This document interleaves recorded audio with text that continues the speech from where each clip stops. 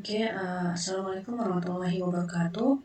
Perkenalkan, nama saya Safia Mawaddah dengan NIM 2216030048. Di sini saya akan melakukan tutorial analisis regresi linear berganda lengkap dengan uji asumsi klasiknya, yaitu uji normalitas, uji multikolinearitas, dan uji heteroskedastisitas, dan juga uji hipotesis, yaitu uji T dan uji F-nya.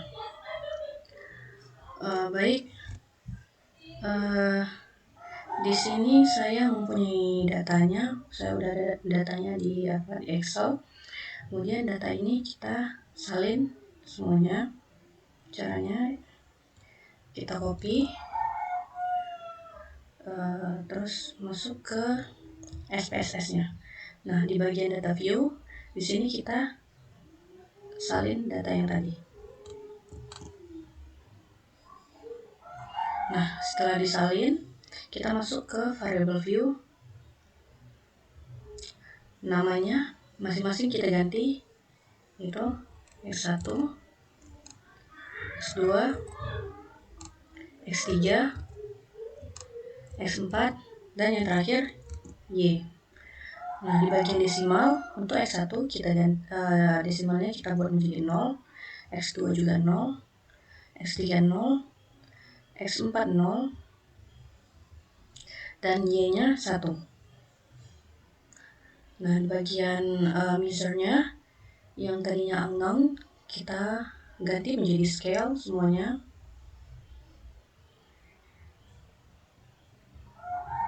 Oke, kita lihat kembali ke data view. Nah, seperti ini dia jadinya setelah kita ubah tadi.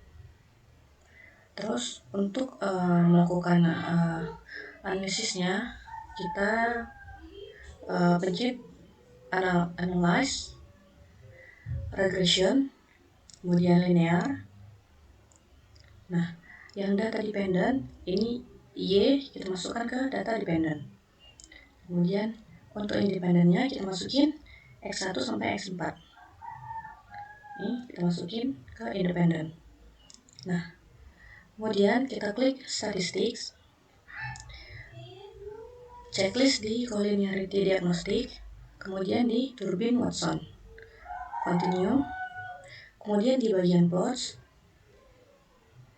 Nah, ini kita masukin yang Z rate-nya kita masukin ke X, dan S receipt kita masukin ke Y.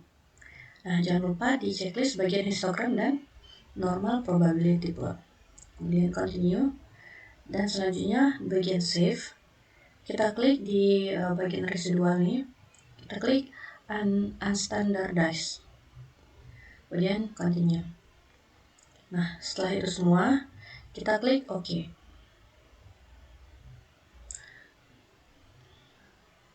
Nah, ini dia nanti akan keluar data-datanya seperti ini. Ini data-datanya. Kemudian untuk Kolmogorov-Smirnov-nya tadi belum kita buat. Nah, kita kembali ke data yang tadi. Nah, setelah kita buat data yang tadi, kita nampak keluar res satunya. Ini dia datanya. Nah, untuk menguji Kolmogorov-nya, kita klik analyze, kemudian bagian non-parametric test, legacy dialogs, dan klik di sampel KS. Nih, Kolmogorov-Smirnov. Nah, ada yang unstandardized, kita masukin dalam sini. Kemudian kita klik OK. Nah, ini dia. Ini one sample Kolmogorov-Smirnov-nya. Nah, kemudian kita lakukan analisis data. Ini saya buat di sini. Yang pertama kita akan menguji asumsi klasiknya, yaitu uji normalitas data. Nah, uji normalitas data ini bertujuan untuk menguji apakah dalam model regresi variabel residu memiliki distribusi normal. Data yang baik adalah data yang berdistribusi normal. Ini dia. kita ambil yang tabel one sample Kolmogorov-Smirnovnya ya. Dari sini output data yang dari sini tadi, ini yang ini bagian ini kita ambil. Nah, di sini jika data asimsik, ini dia data asimsik lebih dari 0,05 maka datanya berdistribusi normal, dan sebaliknya jika data asimsik ini kurang dari 0,05 maka datanya itu tidak berdistribusi normal.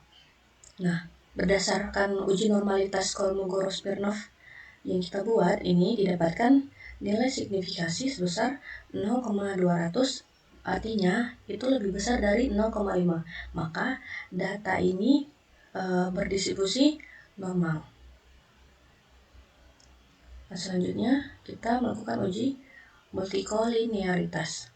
Nah, multikolinearitas ini bertujuan untuk menguji apakah model regresi ditemukan adanya korelasi antar variabel bebas atau independen. Untuk mendeteksi ada atau tidaknya multikolinearitas di dalam model regresi.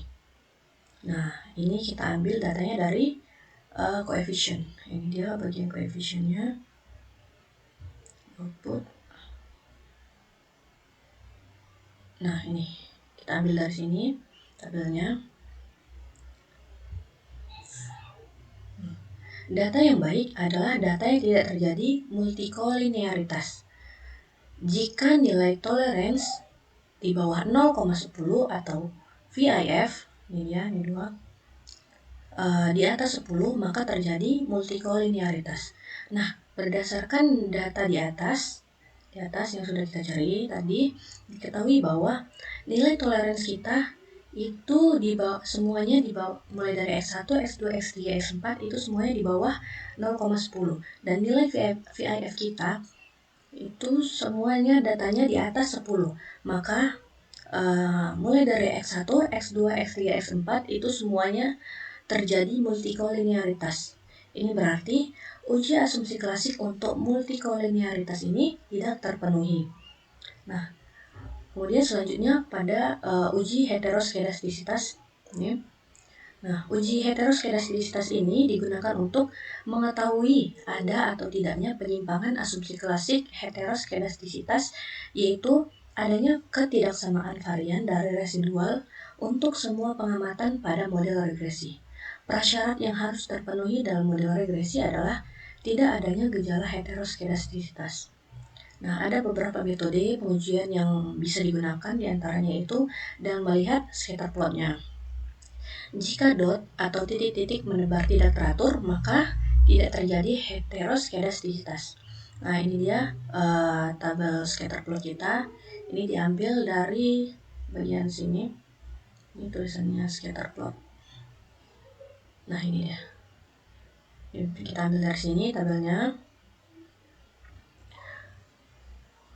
Nah, dari data di atas dapat dilihat bahwa titik-titiknya ini tersebar acak dan tidak berpola.